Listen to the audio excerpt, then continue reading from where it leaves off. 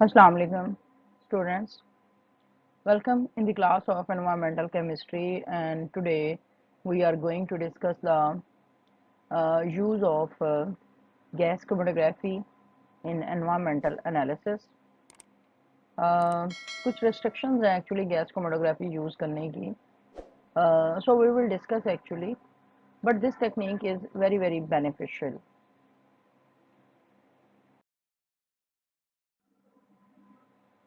As I have said in the previous slide, that there are some conditions for gas chromatography. Anyways, this is an important analytical method और ये ऐसे substances की separation, estimation, qualification और quantification के लिए use होता है जो कि thermally stable हों, ठीक है. यानी when you apply high temperature then they should not break down. उनकी chemical composition जो है वो change नहीं होनी चाहिए बल्कि वेपर फॉर्म में कन्वर्ट हो जाना चाहिए विदाउट डिकम्पोजिशन. इसका मतलब ये है कि जो लिक्विड फॉर्म में और सॉलिड फॉर्म में उनकी कंपोजिशन है वही उनकी केमिकल कंपोजिशन वेपर फॉर्म में भी होनी चाहिए, इवन एट एलिवेटेड टेम्परेचर्स. ठीक है. So this is the condition which the analyte must met. यानी जो भी एनवायरमेंटल केमिस्ट्री के अंदर जो भी कोई प्लूटेंट आप गैस क्रोमेटोग्राफी के ज़रिए चेक करने जा रहे हैं तो ये प्री रेक्विजिट इसकी कंडीशन है कि आपको पता होना चाहिए कि वो प्लूटेंट या वो analyte this should be thermally stable और वॉलाटाइल भी होना चाहिए ताकि वो इजीली वेपर फॉर्म में कन्वर्ट हो जाए और उसका केमिकल कंपोजिशन जो है वो चेंज ना हो.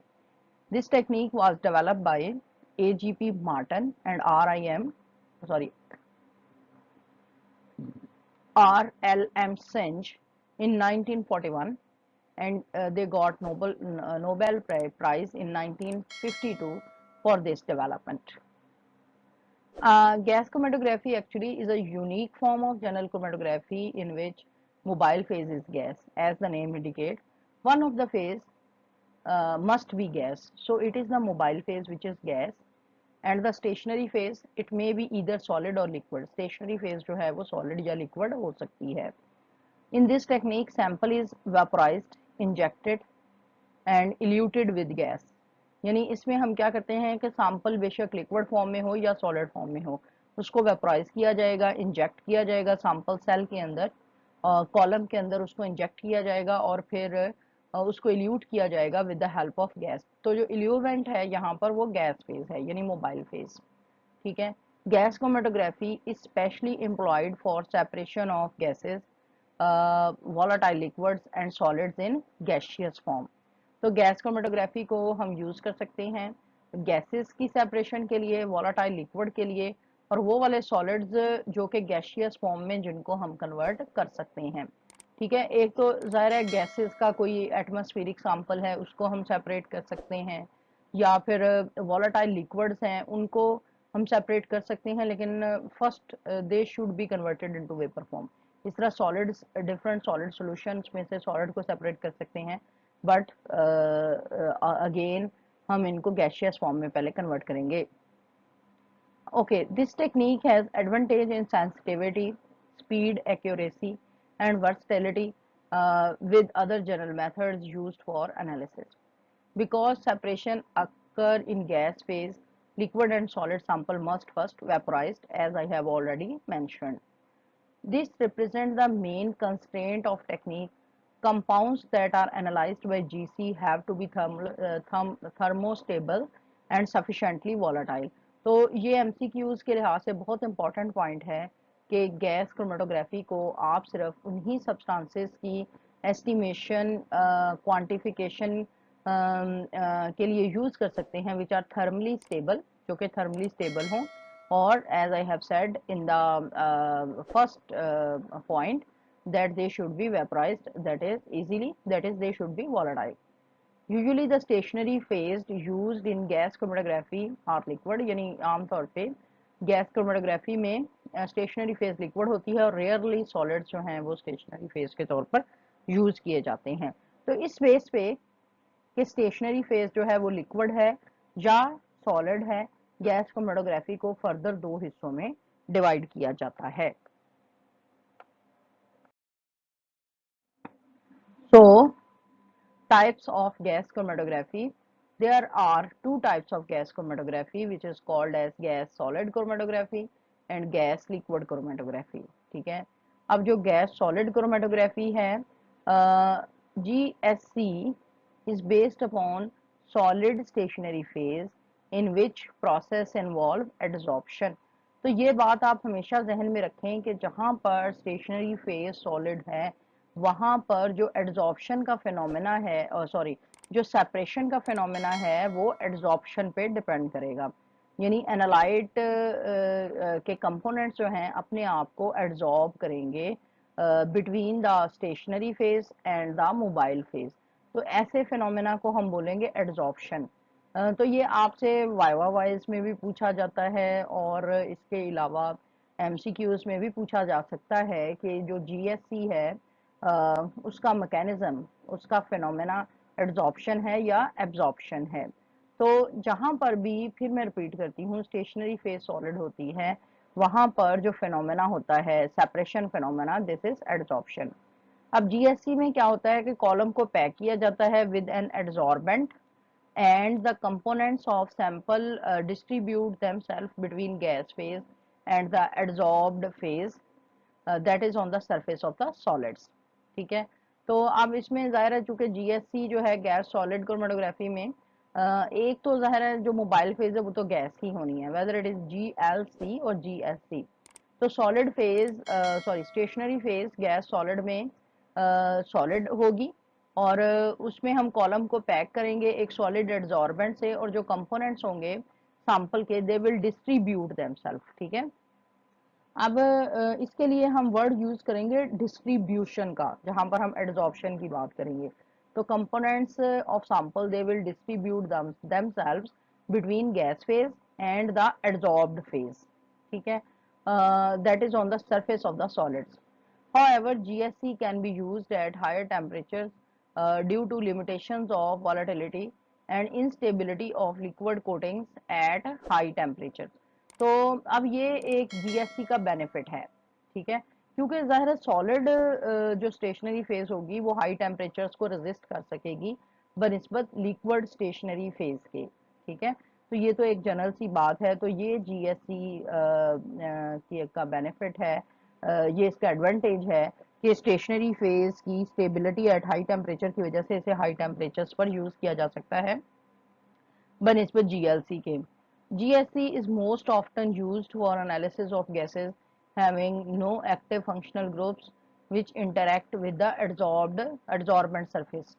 तो ये अगर इसका एडवांटेज है तो ये इसकी लिमिटेशन है कि आमतौर पे ये ऐसी गैसेस की सेपरेशन के लिए यूज किया जाता है जिनमें एक्टिव फंक्शनल ग्रुप नहीं होते, ताकि वो एड्जॉर्बेंट की सरफेस के साथ इंटरेक्ट ना कर सकें। So now we will discuss gas liquid chromatography. So as the name indicate, इसमें जो हमारे पास मोबाइल फेज है वो गैस है और स्टेशनरी फेज लिक्विड होगी which will be coated on an inert material. ठीक है, तो इसका जो सेपरेशन फिनोमेना है, जब भी हम लिक्विड स्टेशनरी फेज है वो पार्टीशन फिनोमेना होता है, और कंपोनेंट्स जो सैंपल के कंपोनेंट्स हैं they will partition themselves between the mobile phase which is gas and the stationary phase which is liquid coated on an inert material। ठीक है, तो यहाँ पर वैसे पार्टीशन का लफज जो है वो यूज होना चाहिए क्योंकि यहाँ पर जो फिनोमेना है वो पार्टीशन का होगा। ठीक है, तो इसमें होता क्या है, stationary phase is liquid coated on solid particles. The solid functions only as a support for the liquid stationary phase। GLC has several advantages over GSC such as large range of liquid coatings, provides large range of separations and good resolution between peaks in shorter analysis time। So these are all the advantages कि इसमें बहुत सारी liquids हैं जो कि stationery phase के तौर पे यूज़ किए जा सकते हैं और सेपरेशन भी अच्छी होती है इसमें और सेपरेशन टाइम भी छोटा होता है। In GLC, the basic principle is similar as liquid partition chromatography, as I have already said, कि जो इसका फिनोमेना है, जो इसका प्रिंसिपल है वो पार्टीशन का है, लिक्विड पार्टीशन क्रोमेटोग्राफी का. Except mobile phase is gas rather than liquid and the stationary phase is non-volatile liquid bounded to inside of column or to fine solid sport. ठीक है. तो इसमें जो लिक्विड पार्टीशन क्रोमेटोग्राफी है उसमें आपको पता है कि दोनों फेजेस लिक्विड होती हैं, वेदर इट इज मोबाइल और whether it is stationary phase. लेकिन जीएलसी में एज द नेम इंडिकेट एक फेज तो गैस होना है which will be obviously mobile phase, और जो लिक्विड फेज है जो स्टेशनरी फेज के तौर पर एक्ट करेगी उसको हम बाउंड करेंगे कॉलम के अंदर या फिर फाइन सॉलिड स्पॉट के ऊपर उसको लगा देंगे. ठीक है. अब types of gas chromatography is continued. अब जीएलसी में यानी गैस लिक्विड क्रोमेटोग्राफी में analyte is adsorbed directly on solid particles of stationary phase. ठीक है.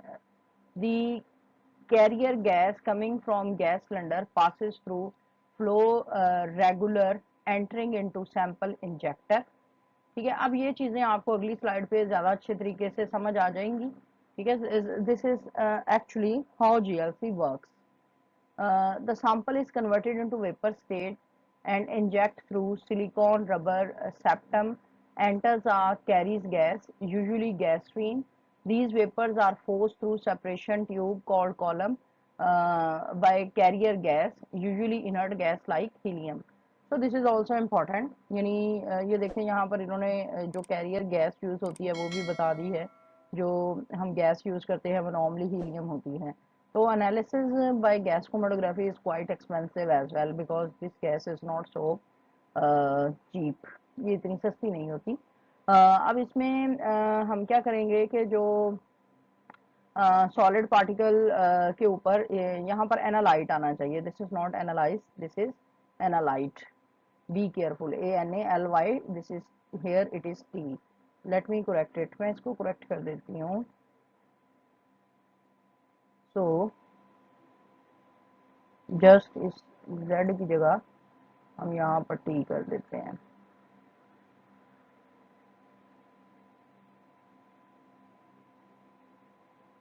अच्छा जी. तो हम क्या करेंगे कि जीएलसी में जो एनालाइट है उसमें डायरेक्टली उसको एड्जॉर्ब कर देते हैं, यानी solid particle of stationery phase के ऊपर, और फिर हम कैरियर गैस को फ्लो करते हैं गैस के सिलेंडर से.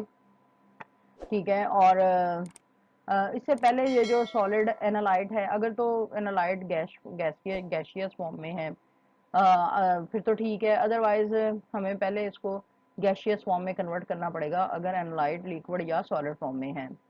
तो अगर स्टेशनरी फेज सॉलिड है तो कंपोनेंट सैंपल के डिस्ट्रीब्यूट करेंगे between the stationary phase and the gas mobile phase which swept through the column at different rates. Separation of the sample components takes place inside column based on retention time. Again, separation जो है components की किस तरह से होगी? This will again depend upon the affinity between the components of the sample and the stationary phase. ये phenomena affinity का हम पिछले lectures में बड़ी डिटेल से डिस्कस कर चुके हैं. तो सैंपल का ऐसा कंपोनेंट जिसकी अफिनिटी ज्यादा होगी स्टेशनरी फेज के साथ, जाहिर है वो ज्यादा देर तक स्टेशनरी फेज के ऊपर रहेगा और उसका रिटेंशन टाइम स्टेशनरी फेज के ऊपर ज्यादा होगा और वो बाद में कॉलम से निकलेगा. ठीक है.